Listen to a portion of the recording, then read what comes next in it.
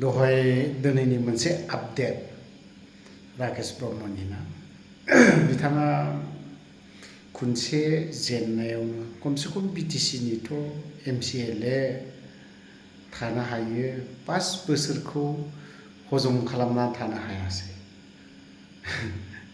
दुखुनांथावना आरोखि UPPL दोलोनि थाखाय UPPL हान्जानि थाखाय मानो होननानै बुङोब्ला जेब्ला MLA इलेक्शन ना बे समाव जेरैबायदि बाथ्रा बुंदोंमोन बेफोरबायदि बाथ्राफोरखौ नायोब्ला रोदा रोदा माने खानाय UPPL नि सिन्ताधाराया बेनो थारसै आरो UPPL खौ लाखिगोना बेनो बेबायदि सानलायलांदोंमोन जोंबो। नाथायबा दा बोसोरसे जायियावनो जास्लाबियावनो माने UPPL निफ्राय रिजिगनेसन होनायनि ओंथिया मा फोरमायदों? खायफाया बुंलायसो गारदों UPPL गारनानै थांमालाय मा जानाय UPPL आ थैनानै थाङा। नंगौ थैनानै थाङा जों बेखौ मानिदों। माने ओरैबायदि दुरबल जादों माने 5 बोसोराव बिथांमोना पावाराव दङमोन बहाबा बायदि रोखोमनो सार राकेश ब्रह्मआ बुंनो हामा देलाय बहाबा दैलाम सेरावहाय जिरायनानै मेथाइ खननाय अन्थाइ खुबैनानै बायदि रोखोमनि इन्जय लादोंमोन। नाथाय दा नुनो मोनबाय दुखुनांथावना मावनाय मावैया बे उननि बाथ्रा UPPL आ जेननाय लगे लगेनो दा माथो गुबुन दोलोआव थांनायनि लामाखौसो लालांगासिनो दङ। थारैनो सार हाग्रामा महिलारिया गेजेर खन्द'आव गोबां बाथ्रा बुंदोंमोन जे UPPL नामा थानाय नंलिया बे बाराव मानो होननानै बुङोबा UPPL नामखौ सोलायसिगोन थारैनो सोलायहैमारगोन नामा आरो मोनसे बाथ्राया नैबेबो UPPL दोलोआ BJP जों सरजाबसिगोन नामा बिथांमोनजोंनो BJP जोंनो थांजोबसिगोन नामा होनबा UPPL आ जुदि गासैबो थांजोबोबाथ' बोरै जानांगौ। हाग्रामा महिलारि सारा दा बिसोरनाव MCLA हिसाबै 5 बोसोर खुदै मन'नानै थादों। सोरबाया रावजोंबो थांलायाखै। BPF ना मालाय जाखिनि देरहानानै थानाय MCLA महरैनो बिथांमोना गोख्रों गोरायैनो नेथाबनानै थादों हमथानानै थादों खुदै मन'नानै थादों। बै समाव राकेश ब्रह्मनो रन्जित बसुमतारिनो बिथांमोना पावाराव थानाय समाव ओरैबायदि बाथ्रा बुंदोंमोन माने बैफोरबायदि बाथ्राखौ माब्लाबा गोसोखाङोब्ला एसे बोरैबा नांहाङो। दा लासैनो राकेश ब्रह्मआ थांनाय लगे लगेनो रन्जित बसुमतारियाबो थांनायनि बेब'स्थाखौ लाहोलांगासिनो दङ नामा? UPPL आ जोबहैमारसिगोन नामा? पार्टि हिसाबै जोबा एज ए लिडारफ्रा थांजोबसिगोन नामा? 5 बोसोराव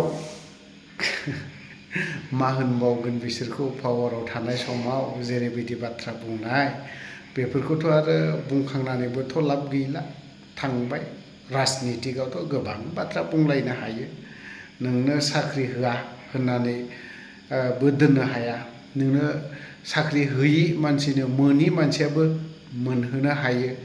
जाय जिनिसा सम्भब बे जिनिसखौ असम्भब खालामनो हायो। असम्भबखौ सम्भब खालामनो हायो बबेयावहाय राजनितिकआव पलिटिक्सआवहाय ना बेफोरबायदि आरोखि जाय जिनिसखौ मावनो हायो बेखौ मावालाफानो जालदाबबो दोनो आरो जाय जिनिसा मावथाव जाथावा बैफोरखौबो राजनितिकआव ना खामानिखौ मावनो हायो। दा बेसो दुखुनांथावनासिना रन्जित बसुमतारिया थाङोब्लाथ' आरो माथो खालामबावनो उफाय गैला। सार रन्जित बसुमतारि नङा होमबा दुखु नाङो।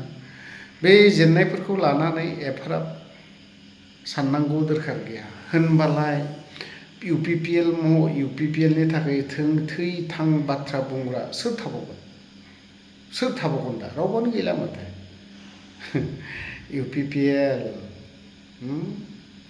UPPL MLA इलेक्सनावबो 0 बे 0आ गाबोननो नाम्बार फैगोन बैयावहाय नाम्बार दंखायो जाखिनि नाम्बार दं बे नाम्बारखौनो लानानै गोरा खालामनायनि मोनसे बेबस्था थायो दा बेफोरबायदिनिबो मोनसेबो सिन्ताधारा खालामाबा 5 बोसोर राकेश ब्रह्मआथ' MCLA लाइफआवसो फिसा फान्डबो थांबावो बिसोरनाव बे फान्डजोंनो समस्थिफोरखौ नायनो हायो आरामनो पावारखौ सब समय पावार लुबैग्रा नंमारगौ पावार आरो गाद्दि ना बेखौ लुबैग्रा बिसोरो दा UPPLआव दं आरोखि बुंजायो थ' गोलाव बाथ्रा बुंनो सानाखै पार्टिनि UPPL पार्टिनि बाथ्राखौ बुङोब्लाथ' गोबां खोथा बुंहरग्रायाथ' बुंहरखासिगोनानो बाथ्राया जाहैबाय मा मैया सार रन्जन दैमारिखौ दाखालि सार रन्जन दैमारिखौ GMC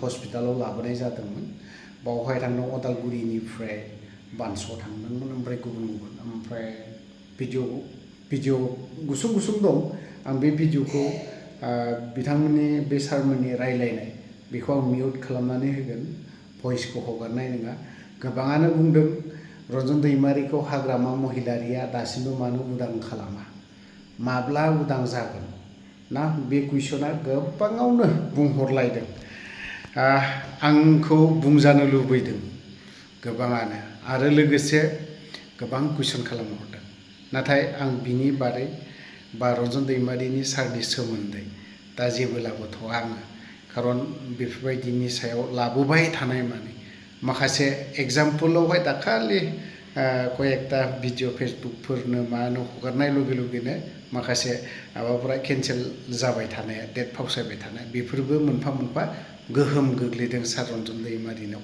बे आं सिम्पोल रावाव बेखिनि बाथ्राखौ बुंदों बेखायनो आङो बुंथ'ला थ' जियानो जाया मानो फैगोन नङा होमबा बेफोरबायदि केस मुभ खालामनायाव बा बै सरखार होन बै सरखार होन एखे आं जा नुदों मेगनजों आरो जा बुजिदों एखे समान नों ओरैनाय बे थाइसेखौनो नुबाय थागोन मोनथिबाय थाइनै नुवा माब्लाबाबो बे थाइसेयानोखा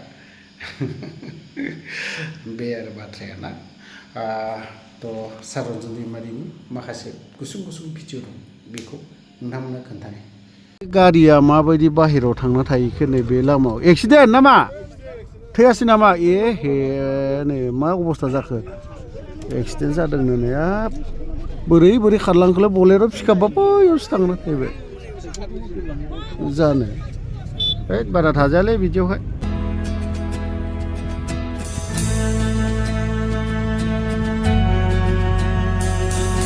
गोसोखाङो लोगो नोंसोरखौ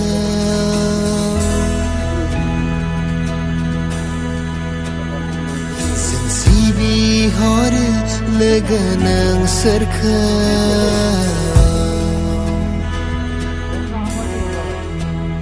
नोंसोर दुखु दाजा नोंसोर हांमा दासुर ओइ जांख्रिथायारि लोगो मिथिंगा जौसेरे जों गोसोखाङो लोगो नोंसोरखौ जों सिबिहरो